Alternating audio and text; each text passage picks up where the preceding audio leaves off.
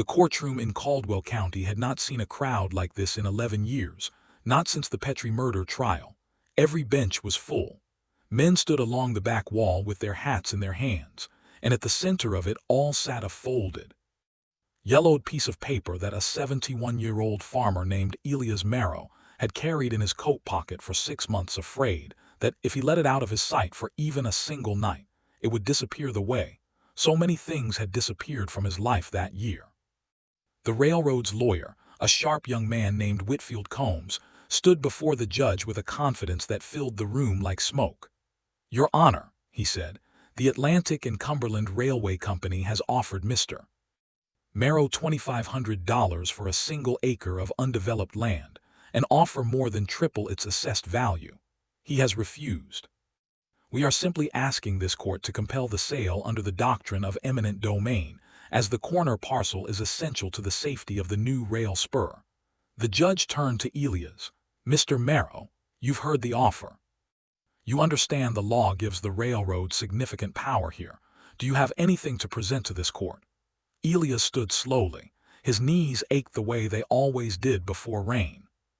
He reached into his coat and unfolded the paper, a survey map, brittle at the creases, dated in a hand that had been dead for over a century.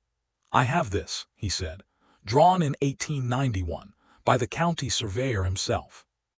And if this court will let me explain what it shows, I believe you'll find that the corner acre your railroad wants so badly was never on the track they think it was.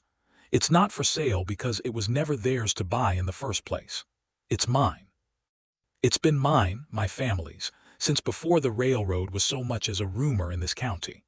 A murmur rolled through the gallery like wind moving through wheat.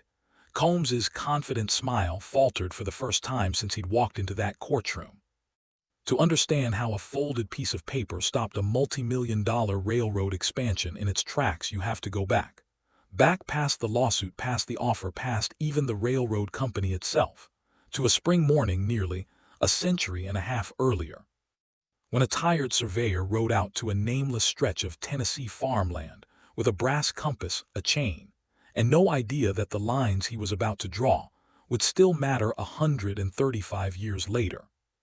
In 1891, the corner acre in question was nothing anyone would have fought over. It was a rocky, awkward little wedge of ground at the edge of a larger tract too steep for a plow, too small for grazing, cut through by a dry creek bed that flooded twice a year and stayed useless the rest of the time. It sat at the northeast corner of a 160-acre farm owned by a widower named Josiah Marrow, Elias' great-great-grandfather. Josiah had homesteaded the larger tract a decade earlier, but a clerical dispute with a neighboring landowner named Abner Tull had left the exact boundary of that northeast corner in question. Tull claimed the creek was the property line. Marrow claimed it was the tree line, some 40 yards further east, which happened to include the awkward little acre nobody particularly wanted, except as a matter of principle. Rather than let the dispute fester into something worse, and county disputes over land in that era had a way of turning violent, both men agreed to pay for an official survey. The county sent out a meticulous, soft-spoken man named Harlan Voss, a surveyor known across 3 counties for his precision, and his stubborn insistence on doing the job right even when everyone just wanted him to hurry up and confirm what they already believed. Voss spent 4 days on the property. He drove iron stakes, ran his chain along old fence lines, cross-referenced the county's original 1837 land grant, and consulted witness trees, sourwoods and hickories that had been notched decades earlier to mark boundaries before anyone bothered with paper. On the 5th day, he drew his map by lamplight in the parlor of the Marrow farmhouse, using ink that would, remarkably, still be legible more than a century later. His conclusion was unambiguous. The property line ran along the tree markers, not the creek. The corner acre belonged to Josiah Marrow. Voss filed the survey with the county recorder's office as required. Josiah paid him his fee, shook his hand, and thought that was the end of it. It would not be the end of it, not by a long shot. But for the next 135 years, almost no one would remember that survey existed at all. The Marrow family did not become wealthy. They did not become famous. What they became was simply rooted.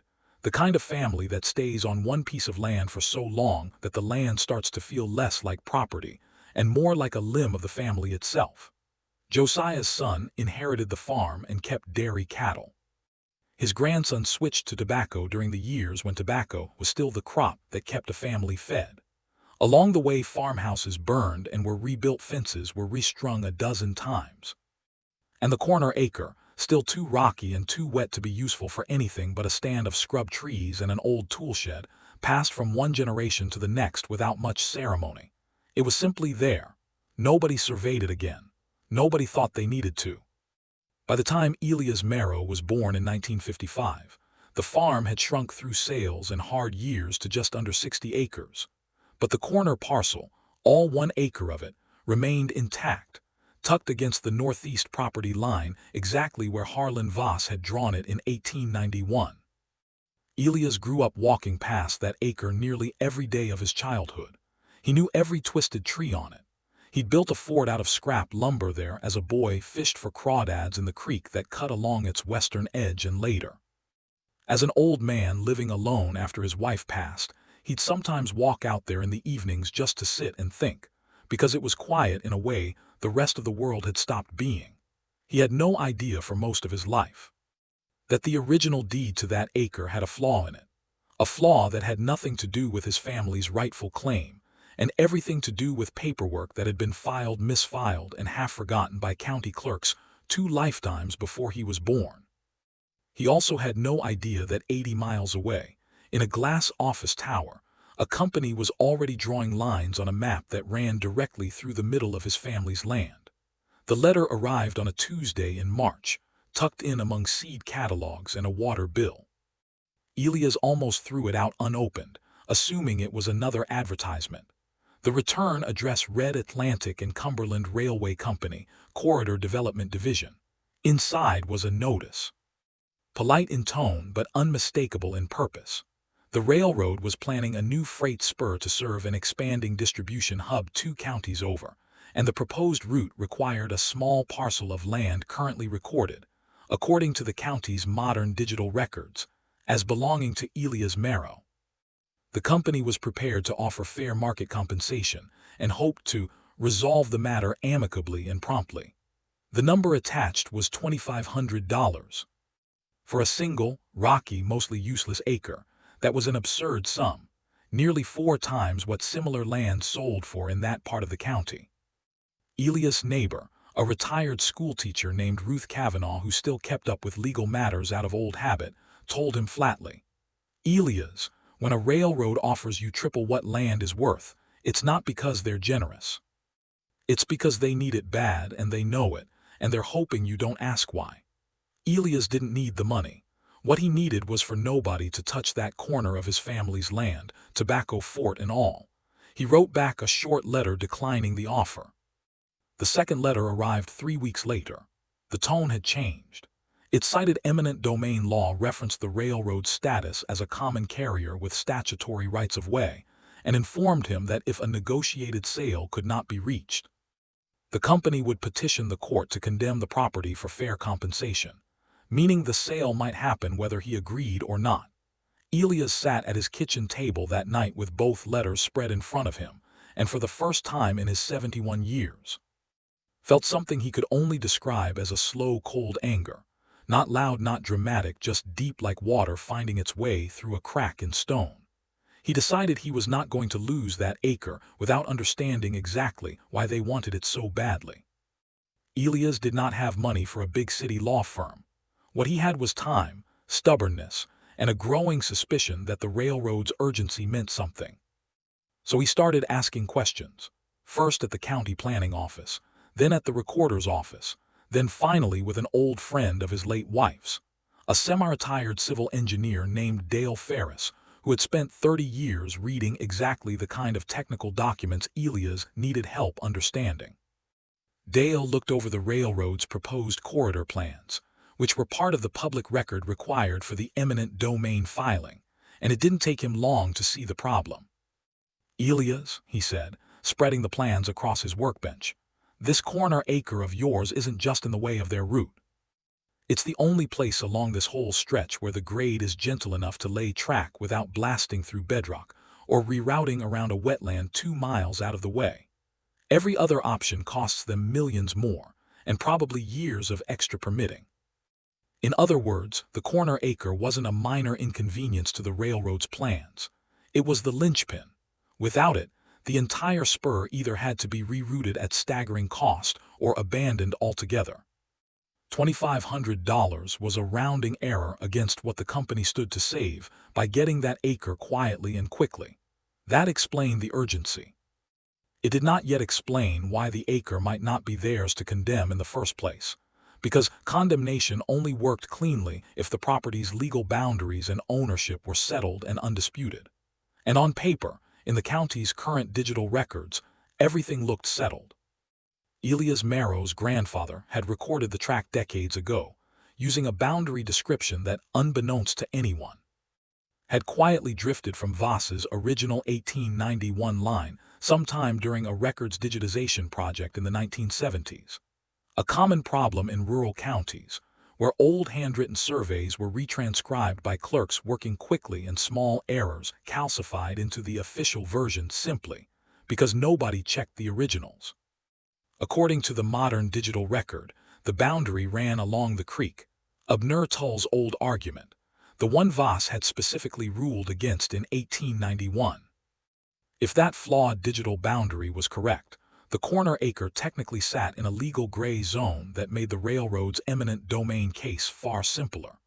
If, on the other hand, the original 1891 survey was correct, and it legally still was, since a certified survey doesn't expire and doesn't get overridden by a clerical transcription error, then the boundary ran along the tree line, and the corner acre was unambiguously, unquestionably part of the Marrow family's original 1837 land grant, held in continuous ownership for over a century. Different legal footing, different case entirely. The only question was whether that original survey still existed anywhere, and whether anyone alive even remembered it. Elias spent that summer doing something he never imagined he'd be doing in his 70s, digging through courthouse archives. The county recorder's office in Caldwell County kept most records from before 1950 in a converted basement storage room that smelled like mildew and old paper, organized by a filing system that had clearly been reorganized at least 3 times by 3 different clerks with 3 different ideas about logic.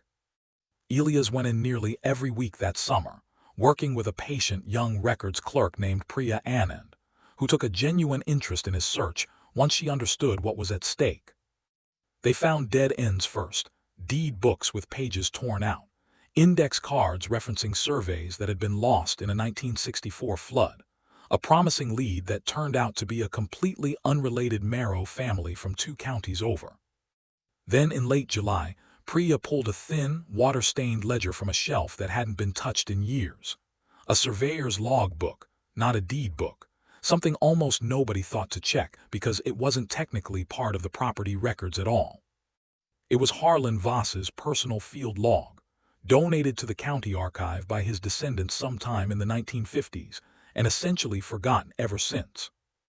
Inside, in careful, faded handwriting, was an entry dated April 1891, a description of the Marrow-Tull boundary dispute, a list of the witness trees used, chain measurements, and a note that a formal survey map had been drawn and filed with the county recorder. That meant the actual map still had to exist somewhere in the official record, if it hadn't been lost, destroyed, or misfiled beyond recovery. Elias and Priya spent another 6 weeks combing through boxes of unindexed 19th century plats, most of them so brittle they had to be handled with cotton gloves. They found it on a Thursday afternoon in September, folded inside a completely unrelated deed book from 1903, apparently misfiled by a clerk who had, at some point in the last century, simply put it in the wrong place and moved on with his day. The map matched Voss's field log exactly.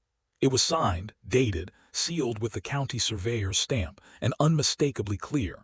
The boundary ran along the tree line. The corner acre belonged to the Marrow tract. Elias held it in his hands in that basement archive room and felt something crack open in his chest. Not triumph exactly, not yet, but the particular, disorienting relief of finally being right about something everyone else had assumed didn't matter. Elias' discovery did not end the fight. If anything, it escalated it.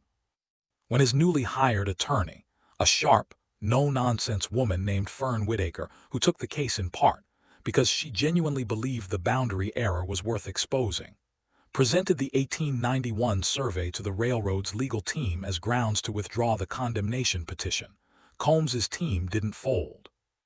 Instead, they argued that the modern recorded deed, however it had come to be transcribed, represented the operative legal boundary, regardless of any older document, and that Elias' late discovery was, in their words, a convenient and unverifiable claim introduced only after litigation had already commenced. It was a reasonable-sounding argument, and for a few tense weeks, it looked like it might work. Courts are often reluctant to unsettle records that have stood for decades, even when those records are demonstrably the result of clerical error.